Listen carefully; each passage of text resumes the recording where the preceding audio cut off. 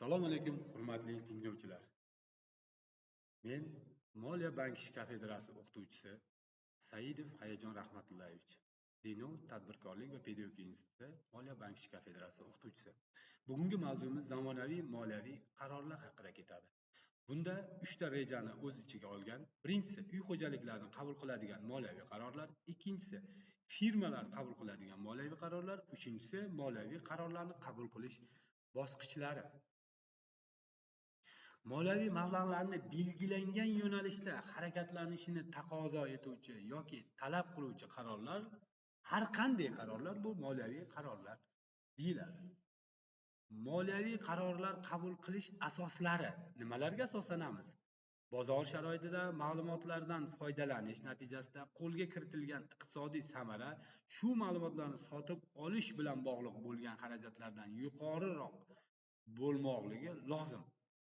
Bozorda sotib oluvchi va sotuvchining xatti harakatini ifodalovchi oqilona variant talab va taklif hajmlarining tengligidandir.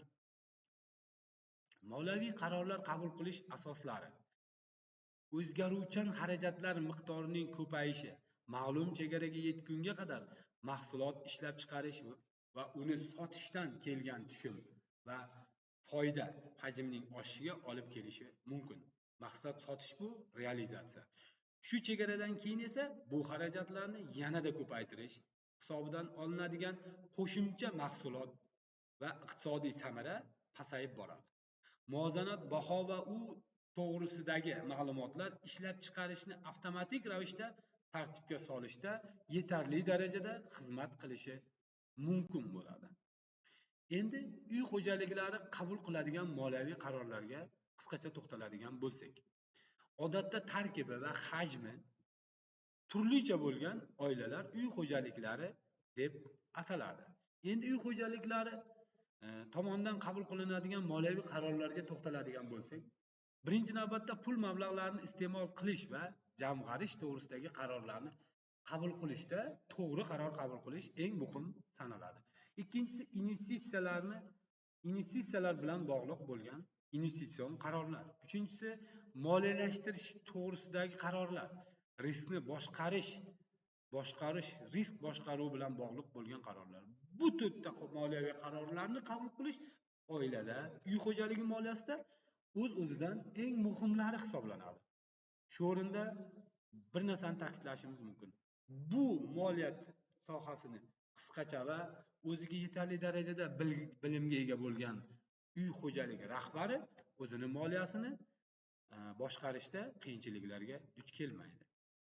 Uy xo'jaliklari moliyasi bu xonadonning alohida a'zolari tomonidan o'z faoliyatlari jarayonida hayotiy ehtiyojlarni ta'minlash maqsadida pul mablag'lari fondlarini yaratish, taqsimlash va ishlatishga doir iqtisodiy munosabatga aytiladi.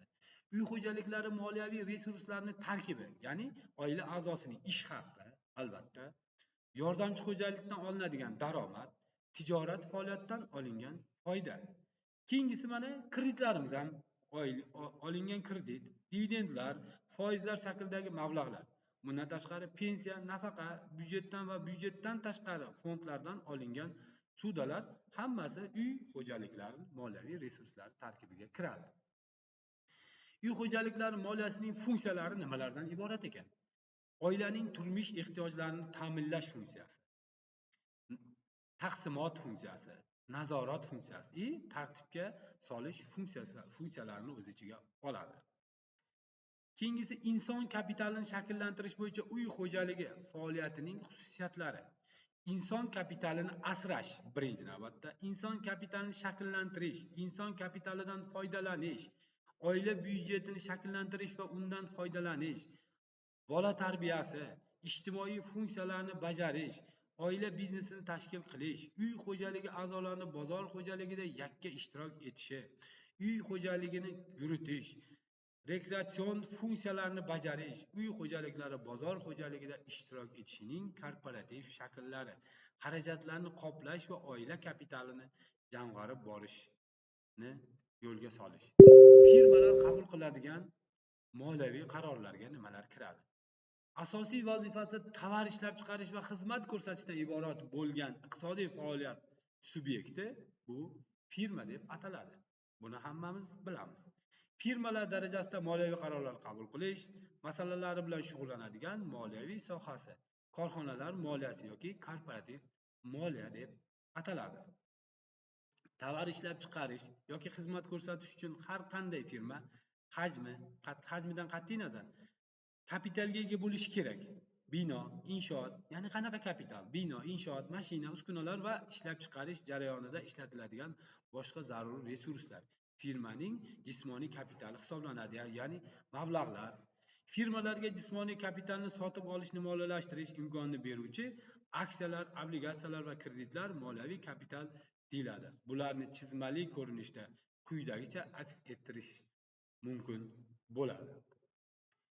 Endi mana korxona moliyasini o'z munosabatlarini amalga oshirishda 4 guruhga bo'lishimiz mumkin bo'ladi. Birinchisi, boshqa korxona va tashkilotlar bilan ishlashi, korxonaning ichki moliyasi, yuqori tashkilotlar bilan ishlash, moliya kredit tizimi bilan ishlash. Endi kapital. Bu jismoniy kapital va moliyaviy kapitallarga ajratib olamiz. Bunda jismoniy kapitalga nimalar kiradi? Bino, inshoot, mashina, uskunalar va ishlab chiqarish jarayonida ishlatiladigan zaruriy resurslar. Endi moliyaviy kapital ushbu jismoniy kapitalni sotib olishni moliyalashtirish imkonini beruvchi aksiyalar, obligatsiyalar, kreditlar va hokazolarni misol qilib aytishimiz mumkin bo'ladi. Oxirgisi endi moliyaviy qarorlarni qabul qilish bosqichlari. Har qanday qaror qabul qilish jarayoni quyidagi 6 ta bosqichni o'z ichiga olishi lozim. Birinchi bosqich maqsadni shakllantirish, ya'ni nima maqsadda moliyalashtirmoqchisiz? Maqsadingiz aniq bo'lishi kerak. Ikkinchi bosqich ehtimoliy harakatlar yo'nalishlarini aniqlash. Ehtimoliy harakatlar maqsadga erishish uchun albatta. Uchinchisi qarorlar qabul qilinishiga tegishli ma'lumotlarni to'plash. Siz amalga oshirmoqchi bo'lgan moliyaviy qaroringizga tegishli bo'lgan barcha hujjatlarni, yetarli bo'lgan ma'lumotlarni to'plashingiz lozim bo'ladi albatta. To'rtinchisi, ma'lumotlarni baholash va qarorlar ishlab chiqish, ya'ni yig'ilgan ma'lumotlarga asosan qarorlar qabul qilish.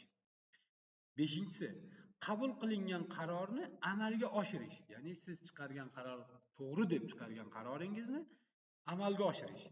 Oxirgi bosqich, 6-bosqichi bu qarorlar qabul qilish natijalari monitoringi, ya'ni chiqargan qaroringizni qabul qilgan qaroringizni monitoring qilib borish deb nazarda tutilyapti. Shuning bilan bugungi darsimiz tugadi. E'tiboringiz uchun katta rahmat.